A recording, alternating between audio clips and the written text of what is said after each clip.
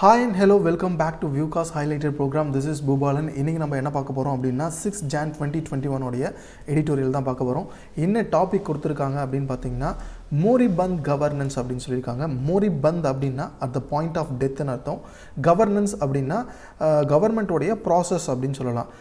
Government உடைய நடவடிக்கைகள் அப்படினு சொல்லலாம். எங்க சொல்றாங்கன்னா சாவின் விளிம்பில் எடுக்கப்படுகின்ற அரசாங்கங்களின் நடவடிக்கைகள் அப்படின்னு வந்து இந்த டாபிக்கை வந்து டிஃபைன் பண்ணியிருக்காங்க. ஸோ உள்ள என்ன கொடுத்துருக்காங்க அப்படின்றத பார்ப்போம். The Ghaziabad disaster underscores the need for regular audit of civic projects அப்படின்னு சொல்லியிருக்காங்க. ஸோ அதாவது என்னென்னா காசியாபாத்தில் இப்போ ரீசெண்டாக ஏதோ ஒரு டிசாஸ்டர் நடந்திருக்கு. இதை சுட்டி காட்டுது. அண்டர்ஸ்கோர்ஸ் அப்படின்னா சுட்டி காட்டுறது இல்லை அண்டர்லைன் பண்ணுறது இல்லை முக்கியத்துவத்தை உணர்த்துதுன்னு சொல்லலாம். Underscores the need for regular audit. Civic projects அப்படின்னா கன்ஸ்ட்ரக்ஷனில் இருக்கிறதுலாம் வந்து சிவிக் ப்ராஜெக்ட்ஸ் அப்படின்னு சொல்லுவோம். எல்லா சிவிக்ஸ் ப்ராஜெக்ட்ஸையும் ரெகுலராக ஆடிட் பண்ண வேண்டியதை இந்த காசியாபாத் டிசாஸ்டர் வந்து உணர்த்துது அப்படின்னு வந்து சொல்லியிருக்காங்க. உள்ள என்ன கொடுத்துருக்காங்க அப்படின்றத பார்ப்போம். Even to those familiar with anarchy that characteristics India's public spaces, the collapse of a newly built shelter in a crematorium in Muradnagar in UP's Ghaziabad district, killing at least 24 people is a shock அப்படின்னு சொல்லியிருக்காங்க. So அதாவது என்னென்னா even to those familiar with அனார்கி, that அனார்கி அப்படின்னா சோதனைகளுக்கு அப்பாற்பட்ட இடங்கள். சில இடங்கள்லாம் வந்து பார்த்திங்கன்னா ஆடிட் பண்ணணும், சோதனைக்கு உட்படுத்தணும் அப்படின்னு வந்து அவசியம் இல்லாத இடங்கள் தான் இருக்குது. ஸோ அந்த இடங்கள் கூட கண்டிப்பாக வந்து சோதனையிடப்படணும் அப்படின்றத உணர்த்துது இந்த நிகழ்வு அப்படின்னு சொல்கிறாங்க. அது என்ன இடம் அப்படின்றத பார்ப்போம். The collapse of a newly built shelter in a crematorium. Crematorium அப்படின்னா அஞ்சலி செலுத்தும் இடம். இறந்தவர்களை வச்சு அஞ்சலி செலுத்தும் இடத்துக்கெலாம் வந்து நம்ம என்னென்னா அங்கே வந்து பில்டிங் ஸ்ட்ராங்காக இருக்கா அப்படின்றதெல்லாம் வந்து நம்ம வெரிஃபை பண்ணுறதில்ல. யூஸ்வலாக அதெல்லாம் வந்து விலக்களிச்சிடுறோம்.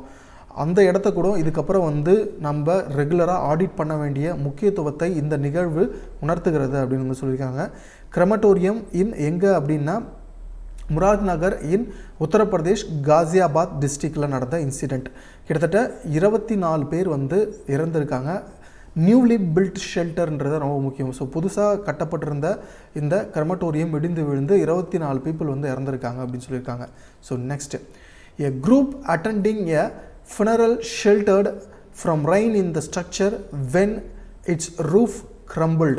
ஸோ ரூஃப் crumbled அப்படின்னா நொறுங்கி விழறது இல்லை இடிஞ்சு விழறது அப்படின்னு சொல்லலாம். இடிஞ்சு விழும்போது என்ன நடந்திருக்கு அப்படின்னா அந்த ஃபுனரல்னா அஞ்சலி செலுத்துறது, அஞ்சலி செலுத்தும் நிகழ்வு பேர் வந்து ஃபுனரல் அப்படின்னு சொல்லுவோம். அந்த டைமில் வந்து என்ன பண்ணியிருக்காங்க, இந்த ஸ்ட்ரக்சர் இப்போ இந்த ஃபுனரல் ஸ்ட்ரக்சர் கீழே வந்து தஞ்சம் அடைஞ்சிருக்காங்க இந்த ஃபுனரல் அட்டன் பண்ண போனவங்கலாம். ஸோ அந்த டைமில் தான் வந்து இந்த பில்டிங் இடிச்சு விழுந்திருக்கு அப்படின்னு வந்து சொல்லியிருக்காங்க. The death and injuries have left families distraught அப்படின்னு சொல்லியிருக்காங்க. டிஸ்ட்ராஃப்ட் அப்படின்னா மீளா துயர், மீள முடியாத துன்பத்தில் ஆழ்த்திருக்கு எதை, குடும்பங்களை, இந்த இறந்தவங்களுடைய குடும்பங்களை இந்த நிகழ்வு மீளா துயரத்தில் ஆழ்த்தியிருக்கு அப்படின்னு சொல்லியிருக்காங்க. டிஸ்ட்ராஃப்ட்னா மீளா துயர். Since women are not the part of funeral rites in crematoria, they came to know of the fate of the men much later. So வழக்கமாக வந்து இந்த அஞ்சலி செலுத்தும் இல்லை இறுதி சடங்கு, ஃபுனரல் ரைட்ஸ்னால் இறுதி சடங்கு செய்கிறது. ஸோ இந்த நிகழ்வுகளில் பெரும்பாலும் பெண்கள் வந்து பங்கெடுத்துக்கிறது கிடையாது. ஸோ அதனால் அந்த பெண்களுக்கு அவங்க வீட்டு ஆண்கள் வந்து இறந்தது ரொம்ப லேட்டாக தான் தெரிய வந்திருக்கு அப்படின்னு வந்து சொல்லியிருக்காங்க. A token solatium has been announced by the UP government for the next kin of the death and relief measures for the others, but the loss of beard winners who were in low paying jobs has left the family members destitute அப்படின்னு சொல்லியிருக்காங்க. So இதில் என்ன சொல்லியிருக்காங்கன்னா a token solatium அப்படின்னா compensation, note பண்ணிக்கோங்க, has been announced by the UP government for the next kin of death and relief measures. So மீட்பு நடவடிக்கையாக முதற்கட்டமாக வந்து என்ன பண்ணியிருக்காங்கன்னா கொஞ்சம் காம்பன்சேஷன் வந்து யூபி கவர்மெண்ட் வந்து அனௌன்ஸ் பண்ணியிருக்காங்க அப்படின்னு சொல்லியிருக்காங்க.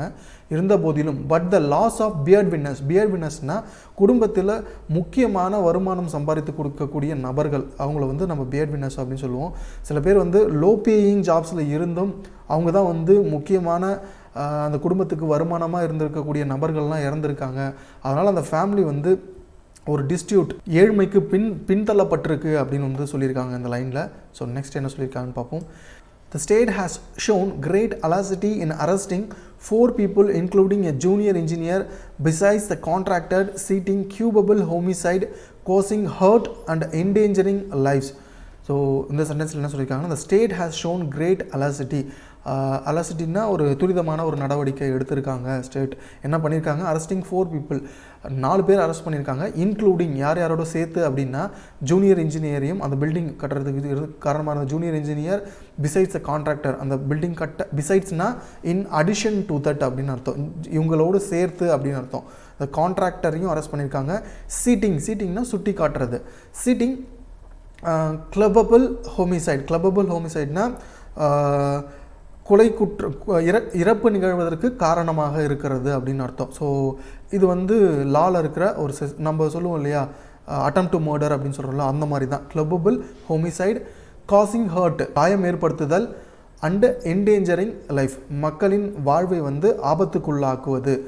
அது வந்து இந்த 3 கேஸ்லேயும் வந்து என்ன பண்ணியிருக்காங்கன்னா, இவங்க இந்த 4 பேரையும் அரெஸ்ட் பண்ணியிருக்காங்க அப்படின்னு சொல்லியிருக்காங்க. Next, there are indications that it may use National Security Act against some of the accused. So அதாவது என்னென்னா, தேச விரோத சட்டம் வந்து இப்போ அரெஸ்ட் பண்ணியிருக்காங்க இல்லையா, அவங்க மேலே பாயறதுக்கான வாய்ப்பு இருக்குது அப்படின்னு சொல்லியிருக்காங்க. such measures cannot produce consistent improvement to governance, but the Yogi Adityanath government's favored image is that of strong enforcement, which is it has sought to demonstrate time and again by shooting down in encounters those with a criminal record. So இந்த பேராகிராஃபில் என்ன சொல்லியிருக்காங்கன்றது கவனிங்க. such measures இப்போது arrest பண்ணியிருக்காங்க இல்லையா, இந்த measures cannot produce consistent improvement. தொடர்ச்சியான ஒரு வளர்ச்சிக்குனா இப்போ இந்த பில்டிங்கில் கட்டுறதுல ரெகுலேட் பண்ணணும்னு சொல்லியிருந்தாங்க இல்லையா, அந்த ரெகுலேஷனுக்கு இது வந்து ஒரு தொடர்ச்சியான ஸ்டெப்பாக இருக்காது இந்த அரெஸ்ட்டு அப்படின்னு வந்து சொல்லியிருக்காங்க. இருந்த போதிலும் பட் யோகி ஆதித்யநாத் கவர்மெண்ட் வந்து ஃபேவர்டு இமேஜ், யோகி ஆதித்யநாத் கவர்மெண்ட்டுக்கு ஒரு இமேஜ் இருக்குது அப்படின்னு சொல்லியிருக்காங்க. எந்த மாதிரி இமேஜ் அப்படின்னா, ஸ்ட்ராங் என்ஃபோர்ஸ்மெண்ட், சட்டத்தை கடுமையாக அமல்படுத்துவதில் யோகி ஆதித்யநாத் கவர்மெண்ட்டுக்கு வந்து ஒரு பேர் இருக்குது அப்படின்னு சொல்லியிருக்காங்க. ஆல்ரெடி வந்து என்ன பண்ணியிருக்காங்கன்னா, demonstrated time and gain by shooting. So criminal record இருக்கிறவங்களுக்கு ஆல்ரெடி வந்து என்கவுண்டர்ஸ்லாம் பண்ணி, ஸோ இந்த மாதிரி ஒரு இமேஜ் இருக்குது யோகி ஆதித்யநாத் கவர்மெண்ட்டுக்கு அப்படின்னு வந்து சொல்லியிருக்காங்க. So next, that approach can do little to improve UP's standing. So அந்த இமேஜ் வந்து உத்தரப்பிரதேஷ் கவர்மெண்ட்டுக்கு வந்து ஒரு இம்ப்ரூவ்மெண்ட்டாக இருக்கலாம் அப்படின்னு வந்து சொல்லியிருக்காங்க. அந்த மாதிரி அப்ரோச் எடுத்தாங்கன்னா இந்த கேஸ்க்கு. So next, the Ghaziabad disaster is clearly the product of a system that lacks transparency, audit and does not yield to quick fixes or measures meant to aid deterrence. இதில் என்ன சொல்லியிருக்காங்க அப்படின்னா, the Ghaziabad disaster is clearly the product of a system that lacks transparency and audits. So இந்த Ghaziabad disaster வந்து கிளியராக வந்து எதை வெளிப்படுத்துது அப்படின்னா, வெளிப்படைத்தன்மை இல்லை கவர்னன்ஸில், கவர்மெண்ட்டோடைய மெஷர்ஸில் வந்து வெளிப்படைத்தன்மை இல்லை அப்படின்றத சொல்லியிருக்கு. அடுத்தது ஆடிட்ஸ், முறையாக வந்து இந்த சிவிக்ஸ் பில்டிங் கன்ஸ்ட்ரக்ஷன்ஸ்லாம் ஆடிட்டிங் ஒழுங்காக பண்ணலை அப்படின்றத இது உணர்த்துது அப்படின்னு வந்து சொல்லியிருக்காங்க. Next, every year the monsoon extracts a penalty in the form of collapsed buildings in several states. ஒவ்வொரு வருஷமும் இந்த பருவகாலம், அதனால் மழை பெய்யுது இல்லையா, ஸோ அந்த காலத்தில் பெனால்ட்டின்னா அது ஃபைன் மாதிரி வந்து நடந்துகிட்ருக்கு இந்த பில்டிங் கொலாப்ஸ் ஆகிறது அப்படின்னு வந்து சொல்லியிருக்காங்க. Next, just over 3 years ago several people died when part of a bus stand caved in near Coimbatore in Tamil Nadu. So ஒரு 3 வருஷத்துக்கு முன்னாடி கோயம்புத்தூரில் ஒரு பஸ் ஸ்டாண்ட் இடிஞ்சு விழுந்து பீப்புள் வந்து இறந்துருக்காங்க. ஒரு எக்ஸாம்பிளாக சொல்லியிருக்காங்க. இது வருஷம் தான் நடந்துகிட்ருக்கு அப்படின்றது. ஸோ அடுத்தது, appalled by the 41 deaths in building disaster at Bhiwandi, Maharashtra in September last year, the Bombay High Court framed questions for municipal authorities including the basic premise, are those in authority completely helpless in preventing the collapse of structures and stopping the loss of life. So அதாவது என்ன சொல்லியிருக்காங்க அப்படின்னா, appalled by 41 deaths in building disaster at பிவாந்தி Maharashtra September last year. So last year வந்து பிவாந்தி மகாராஷ்டிராவில் பிவாந்தின்ற ஒரு இடத்துல ஒரு building டிசாஸ்டரில் 41 பேர் வந்து இறந்துருக்காங்க. ஸோ அதை வந்து சுட்டி காட்டுறாங்க இந்த இடத்துல. த பாம்பே ஹைகோர்ட் ஃப்ரேம்ட் எ கொஷின். பாம்பே ஹைகோர்ட் வந்து ஒரு கொஷின் எழுப்பியிருக்கு. யாருக்கு அப்படின்னா municipal அத்தாரிட்டிஸ்க்கு, including the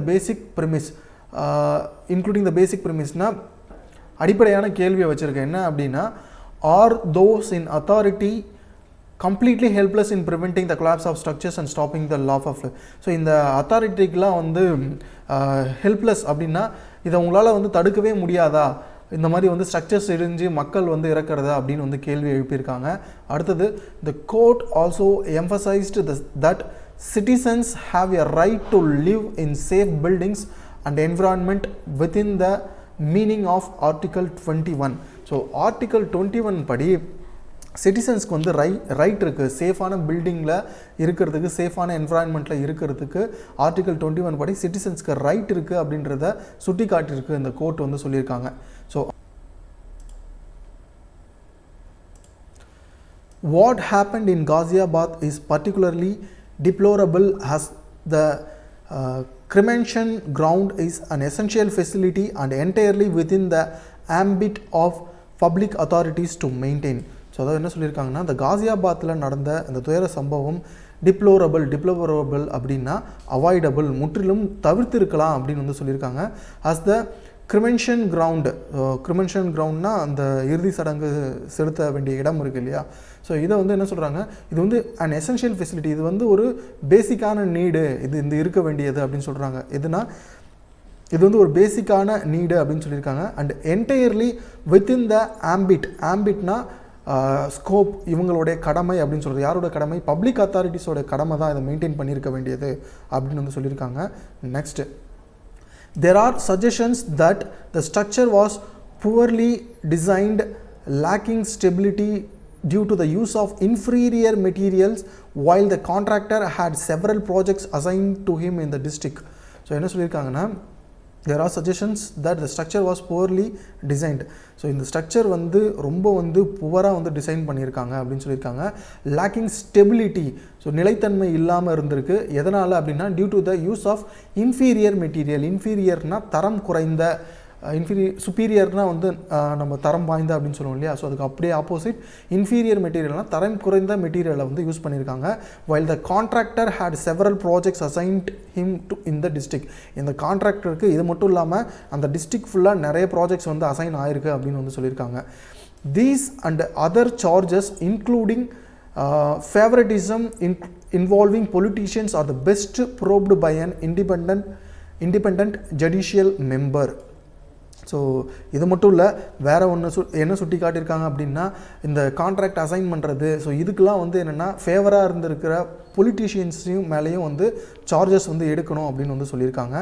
next, mister Adityanath should realise the UP a laggard on many development metrics can transform itself only through the rule of law and efficient implementation of public projects அப்படின்னு சொல்லியிருக்காங்க. என்னென்னா, அந்த யூபியோடைய chief minister Yogi Adityanath வந்து realise பண்ணணும். எதை realise பண்ணணும்னா, laggard on many development metrics. So வளர்ச்சின்றதுக்கு நிறைய வந்து மெட்ரிக், நிறைய அளவுகோல்கள் இருக்குது. அதில் எல்லா விதத்துலேயும் சரியாக இருக்குமா அப்படின்றத யோகி ஆதித்யநாத் ரியலைஸ் பண்ணணும் அப்படின்னு சொல்லி எடிட்டர் சொல்லியிருக்காரு. Can transform itself only through, இதை எப்படி அமல்படுத்த முடியும் அப்படின்னா, through rule of law and efficient implementation of public projects. So கடுமையான சட்டங்களின் மூலமாகவும் எஃபிஷியண்ட்டாக பப்ளிக் ப்ராஜெக்ட்ஸை எஃபிஷியண்ட்டாக இம்ப்ளிமெண்டேஷன் பண்ணுறது மூலிமா, இம்ப்ளிமெண்டேஷன்னா செயல்படுத்துறது இல்லை அமல்படுத்துறது அப்படின்னு சொல்லலாம். எஃபிஷியண்ட்டாக இதை கையாளுறது மூலிமா தான் வந்து இதை வந்து நிறைவேற்ற முடியும் அப்படின்னு வந்து சொல்லியிருக்காங்க. அடுத்தது, the horror of Murad Nagar should impel his government to act. So இந்த முராத் நகர் துயர சம்பவம் இந்த கவர்மெண்ட் இம்பல்னா புஷ் பண்ணுறது அப்படின்னு அர்த்தம். இந்த கவர்மெண்ட்டை செயல்பட வைக்கிறதுக்கு ஒரு ஊந்துகோலாவது இருக்கட்டுமே அப்படின்னு சொல்லி எடிட்டர் இந்த ஆர்டிக்கலை முடிச்சிருக்காரு. தேங்க்யூ. ஸோ எல்லா வெக்காபுலரியும் நான் சொல்லியிருக்கேன் அப்படின்னு நினைக்கிறேன் தமிழ் மீனிங். ஸோ வேறு ஏதாச்சும் உங்களுக்கு வேர்டு புரியல இல்லை வேறு ஏதாவது சென்டென்ஸ் புரியல அப்படின்னா நீங்கள் வந்து கமெண்ட்டில் சொல்லலாம். ஸோ இந்த எடிட்டோரியலுக்கான PDF வந்து நம்மளுடைய டிஸ்கிரிப்ஷன் பாக்ஸில் அட்டாச் பண்ணியிருக்கோம்.